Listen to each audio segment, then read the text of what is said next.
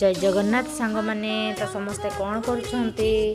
तो मु मोर खाइबार एठी नहीं जाइछि बीम्स आलू मटर चुई भाजी थी आ बैगण भाजी थी।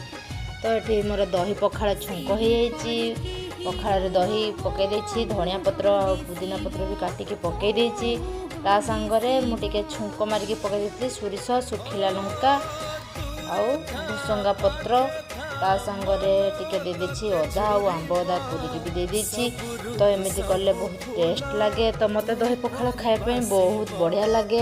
तो आपण मानकु दही पखाड़ खाइबा भल लगे कि नहीं निहाती कहिबे। तो मु मोर एठी बैगण भजा को टिके पियाज और लंका टिके रसुण देकिना चकटी नहीं।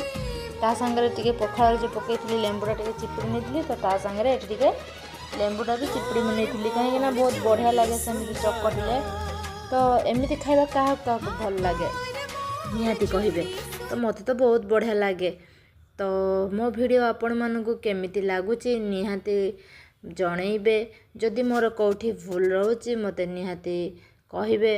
तो मोर ए वीडियोटी आपण मानकु केमिति लागिला निहाती लाइक करिवे, सब्सक्राइब करिवे।